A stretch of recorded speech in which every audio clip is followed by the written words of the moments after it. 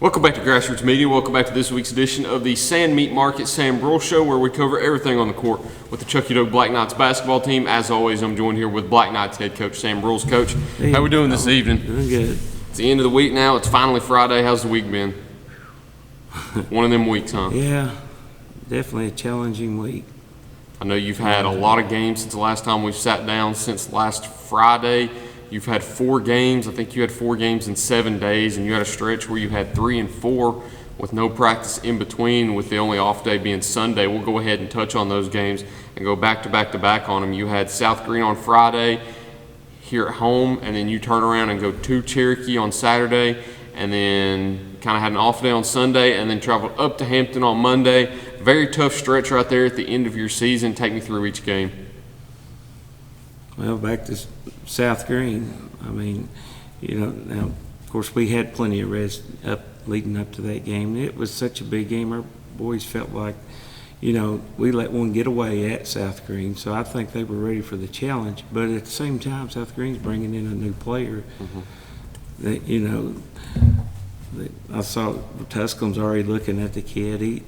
He can play, But I thought our boys stepped up defensively. I thought our defense really was a good part of the reason we won that game.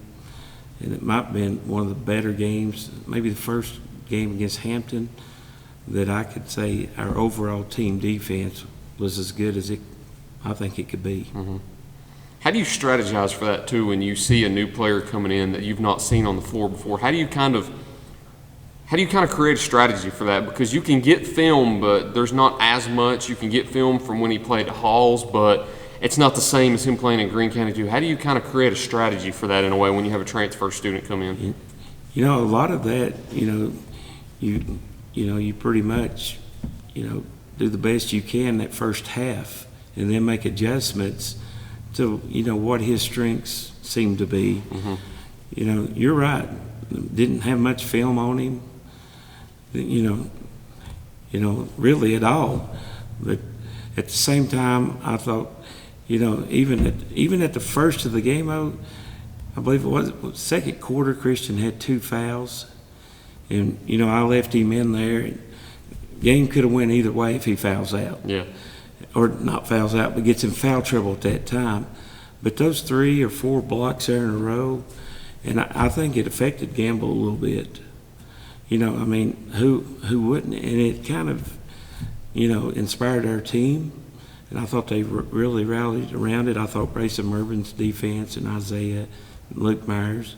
Brock Rush, he did a good job on Woody. Yeah, and Brock is kind of outsized compared to all of them, too, because you talk about South Green's team, you're looking at 6'3", 6'5", 6'5", 6'6", all those trees down there in the paint, and then you've got tall guards, too. It's kind of tough for Brock to kind of match up with them in a way.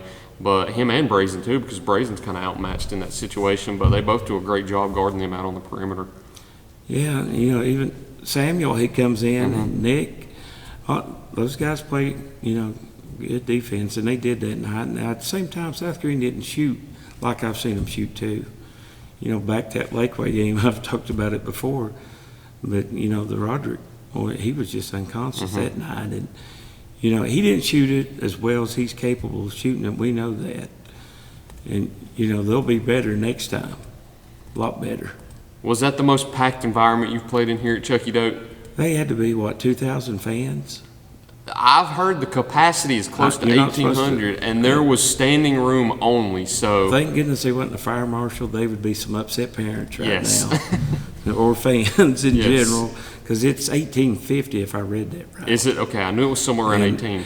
There's people standing, and I didn't see a seat. Yeah, I didn't see a seat either. I turned it on last night, and I actually watched a bit of this film last night before we came in here. And at the very beginning of the game, there were very few seats because it's kind of in between the girls and the boys game. But as soon as the second quarter gets underway, man, there's not a seat that you could see. But it was great to see that kind of crowd here, and I think you kind of expected that crowd too, with it being South Green coming in and with the anticipation coming into that game with how the games have been the last few years, because you can honestly talk about Chucky Doak and South Green being the best rivalry within the county the last few years, seeing how each of the games have went. It is, and I think Terry will tell you the same thing. Mm-hmm. That had to be the biggest crowd. that he's seen, and I know it's been biggest I've seen. I've interviewed the other 3 coaches that were there that night: Kyle Donahue, Stephen Gregg, Terry Hosey. They've all said that exact same Really? thing. That's probably the biggest crowd they've played in front of here at Chuckey Doak High School. It was a bunch of people, that's for sure. It's a great atmosphere. And, you know, TSAA, they're all the time about rushing the floor. What do you do with that many if they decide to rush the floor like you see in college? I mean, what could you do? There's not much you can do in that situation. You know, you don't want nothing like that to happen. No, because you don't want injuries. You don't want anything to happen with fans. But when there's that many people and there's not that much security or that many SROs or they was a bunch of SRO, but there's still over 2,000 people. Yeah, that's a large disparity right there. For sure. But you get a win over South Green. You kind of correct that wrong after losing earlier in the season when you had that 20-point lead. That solidified you as the number 1 seed. I think that's what you wanted most, is you owned that tiebreaker. We had talked about that scenario earlier in the year with each team finishing 8-2, 1-1 head-to-head against each other, and it ended up happening. Fortunately for you, you drew the highest number, so you're locked into that 1 spot going into the district tournament, and we'll talk about that on the latter half. Let's talk about the Cherokee game on Saturday also. Talk to me about that game on Saturday. I know that's kind of tough to always play a game on Saturday, especially playing out of county and going on the road when it's their senior night, so they're kind of amped up a little bit more. How do you kind of prepare for that game? It was very hard to get your team motivated to play after such an emotional high that they went through, especially with South Green, one of their biggest rivals, and try to go down there and play that game. That's very tough. We didn't have a choice because of the snow and everything to play it, getting them, motivated to play it. But, I thought after the first quarter, I thought we started playing, more as a team. And as the game went along, we did a lot better job, defensively than what we did to start that game. And, like we talked about it, it's hard to get motivated after such an emotional win. You saw it in college, Carolina and Duke, and then they turn around. They have the hangover. By Clemson, who's only ever beat them 1 time in the history. So trying to get teenagers to respond to that, it's tough, but, give these boys credit. They love to play. And sure enough, they got themselves up to, because you can only do so much as a coach. Those boys got to do their part too. They do. And we talk about going on the road and playing in tough environments. That was how it was Monday also. We talked about Hampton being one of the toughest environments to go play in. That's where you went on Monday night. Unfortunately, ended up suffering a loss against the Bulldogs that night. And I guess that night was the night that kind of solidified the 3-way tie. I know last night with Hampton beating West Green, that truly solidified it, but within the South Green, Hampton, and Chuckey Doak bubble, all that was left was Hampton needed to beat you, and it ended up happening. But fortunately enough for you, you took care of business on your part, so it didn't hurt you in the end. But I know you don't want to take a loss in that situation going to Hampton. And the boys wanted to win it outright, and they played. In the first quarter, we jump up 17-7. We're moving the ball, getting it to where we need to, and I don't know how many layups there to start with that we're getting, and Then after 12 turnovers later, 2 timeouts, Hampton had outscored us 25-9 through that stretch. And so we've got to do a better job handling the press. I don't know if some of that had to do with fatigue. 3 and 4 days. But at the same time, Hampton was very physical. They were aggressive in their defense. And we have got to do a better job of handling, that type of pressure. And if the referees are going to let them play that way, let it be more physical, then you've got to adjust and be able to, play at that. It's either going to be called close or they're going to let you play. So you've got to adjust to either way. And we have to, learn to do a better job of that and picking up on, which is which. Do you think it's kind of beneficial to play Hampton this close to the district tournament to kind of get acclimated to how they are this late in the season? Because the first time you played them was your first district game, I believe December 9th, all the way back at the beginning of December. Here we are 2 months later, you get to play them again, a whole 2 months between games. And you don't know how a team can change in 2 months. Oh, they had changed big time. Their defense was so much better this time, and they were so more aggressive, and nothing like the first team that we played. Not that, they were coming off of football, late run into the playoffs they had made, and I believe Trivet had come back number 1 for him, the quarterback. Yeah. And he was just coming off another injury where he got hurt in that final game. And, they definitely was not the same team that we had seen. And we talked about that back here at the beginning. We knew that Hampton's second half season would be totally different than the first half. And they're still missing a player. But we know we can do a better job. And we'll have to work, especially, if we see them down the road. You just don't know. Our conference is pretty tough with South Green there, with picking up Gamble. They're definitely going to be in the mix. It's a game changer, and it's coming down to the very end now where it's anybody's ball game going to the district tournament, but you had 1 game left on your regular season after Hampton. You had a lot of emotional games going down to the stretch, too, with the big game against South Green here at home. Winning that game, you clinched a share of the championship no matter what, and then you go to Cherokee senior night, and then you go to Hampton where you end up taking that defeat that threw you back into that tie for a co-championship, and then you go into your senior night last night with Cosby. How special of a night was that to have a senior night with such a large class and to be able to get the win? Oh, huge for them. That bunch has been together from Pee-wees, midgets, all the way up, and I couldn't have been more proud of them. One sense, when this is all said and done, you'll miss this group. Yeah. But they've done everything, that they can possibly do. Now they're seniors. They're going to be graduating. I couldn't be more proud for them. But, that night, number 5 for Cosby, Luke Myers played tremendous defense on him. And, of course, Isaiah again and Brock on 23 and 3. I think those 3 might have had 15, 16 points tops. And they were the difference the first time. So that defense, was the biggest difference in last night's game. How big was it, too, to get a win for – well, I guess I should ask this question. Is this your largest class you've ever had? Yes. 10 seniors? Yeah, it almost had to have been. And you had a big senior night last night in total. I think you told me, was it 22 total? Yeah, cheerleaders and, girl basketball players. It's probably one of the largest senior nights you've ever had to do here at Chucky Doak, with as many in all sports at one time, because rarely ever do you get that many. I know. Could you imagine if you did every sport? Oh, yeah. We never would get out there. You do wrestling and all those do others, too. The game the next night.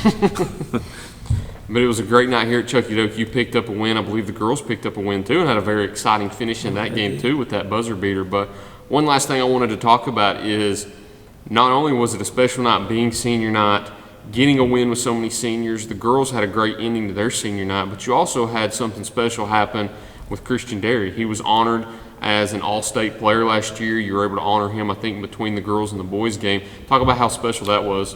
It was, and, I'm glad you brought that up. Because Christian's first time since 1991, my senior year, when we went to state, Chad Wampler got that award, and he was 6'8". Yeah. And, that's something special. It means a lot to me.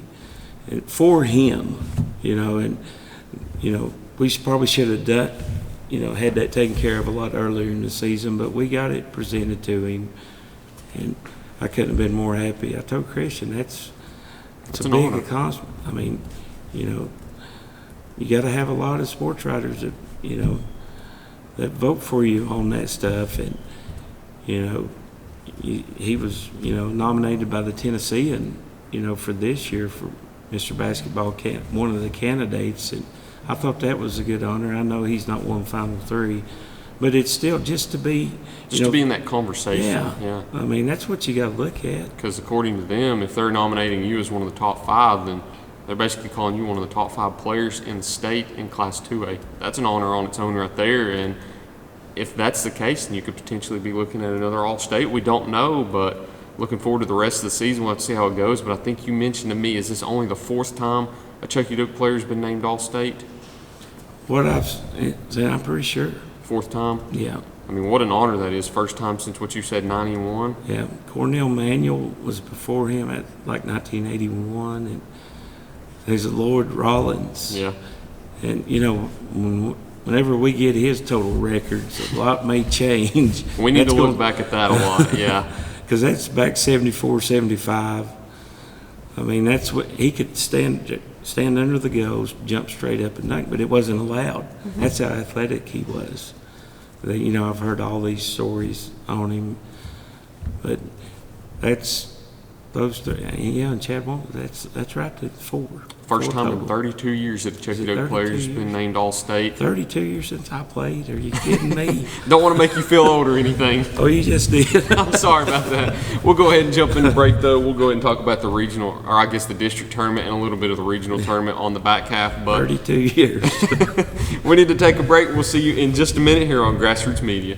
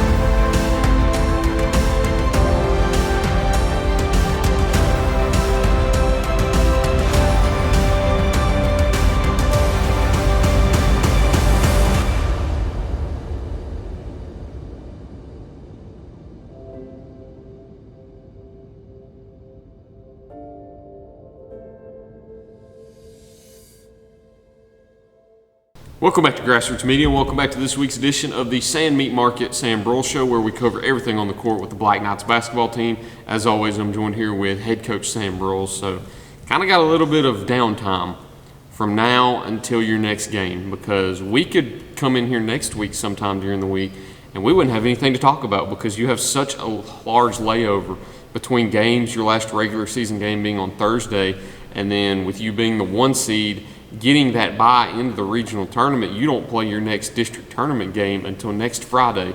So you have 8 days between games. I know that's something as a coach you don't like one bit. What do you do in that downtime to prepare? Because as of right now and all the way until Tuesday, you won't know who you play either. What do you do in that downtime to kind of prepare for things? Well, like today, I give them today off where we've played so many games. So many emotional games too. Yes, and no time to really practice in between some of those.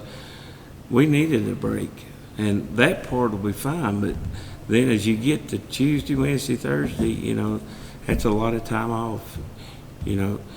Hopefully will be the good thing about having so many older guys. You can scrimmage, inter squad. So we'll be able to do some of that. Maybe Tuesday, still not knowing who we're going to play. Yeah. It'll be down to at least. Of two. After tonight, you'll know of two, yeah. But as of right now, 3:46 on Friday afternoon, it's a mix of three teams that you don't know who you'll The play girls yet. is even more messed up. Yes, it is. We talked about that just a minute ago, but with the boys, you could be playing either Happy Valley, Johnson County, or West Green. We've got West Green and Johnson County tonight. I'm sure a lot of eyes in the conference will be on that game because it's the only conference game tonight, and it decides a lot of things because it decides who South Green plays, it decides who you could potentially play, it could decide who Hampton potentially plays, and everybody's eyes are going to be on that game tonight. You know, and you can't take West Green lightly. They've got Aiden back, you know, after he had fell, got hurt or whatever had happened. So, you know, West Green give us fits down there, and with him back, they're going to be even better. You know, of course, Johnson County's supposed to get, Eli Dickens back, yeah. Get him back, and he's going to, you know, make them so much better. So you really don't know. And, of course, Happy Valley's playing well, too, right now. They've been the most improved team this year, no doubt. Yeah. So, you know, it's really a toss-up. Who knows who's going to win tonight at West Green? Yeah, because you think of the scenarios, I think whoever wins outright gets the 5 and the loser gets the 6. So the winner would get Happy Valley, the loser would get South Green, and then you would get either Johnson County or Happy Valley or West Green. And then Hampton would end up getting, I guess it's either South Green, Johnson County, or West Green. So nobody knows who anybody's getting at this point right now. No, that's why the meeting was, you know, as far as scheduling, you know, I'm sure parents are wanting to know, but it's hard to give them. You can't as you figure out just told anything them right now, yeah. See, guys, I don't know. Even when you look at the girls, you don't know at this point, too. The only thing we know, the girls, it's kind of the same scenario with Johnson County and West Green tonight. It's the exact same situation. It's going to decide 4, 5, and 6 between Happy Valley, Johnson County, and West Green. Chokedoke, South Green, and Hampton are kind of waiting in the wings also to see how those games finish out. But you know, we don't know who we're playing, but we do know we play not this Friday, next Friday Yes. at 6 o'clock Yes, at so- Daniel Boone. some teams know, some teams don't know. It's still that same thing, too. I think We just don't know who we're playing. Yeah. But until then, Coach, I think that's all we've got. Is there anything else you wanted to add? No, we've already talked about age. Yeah. Yeah. Shout out to Sand Meat Market. If you want a Super Bowl deal, I heard they got a good wing deal going on. Go to the end of the Kyle Donahue show to see that. Their boneless wings and their bone-in wings are, I believe, $3.49 and $4.49 a pound. So if you're looking for something to eat on Super Bowl Sunday, Sand Meat Market, that's who to go to. Who you got in Super Bowl this weekend, Chiefs or 49ers? How can you bet against Mahomes? It's hard. You know, is he going to be the next Brady? You know, Only time will tell. and everybody's saying it's throwed anyway because of Taylor Swift. So how can you go against them? It's hard. You know, with all that being said, what's your 49ers? It's a toss-up. It is. It really and truly, though, I would say Kansas City. I think it's who a lot of people have said. It's hard to bet against them, especially how everything's going this last bit of the season. Yeah. But looking forward until we get to talk next time. Don't know if we'll sit down next week because we won't have anything to talk about with no games and only things to look forward to. But may have to wait. we might have At least to. know who we're playing. Yes, because you won't know that until Tuesday night. So it's a long true. layover. Wish you the best. Hopefully the next time we get to talk about a district win, get to talk about regionals. You've already secured that spot in regionals with that first round bye in the district tournament, so that's a good thing also. But till then, Coach, once again, I appreciate you. You made me feel a lot better. Absolutely.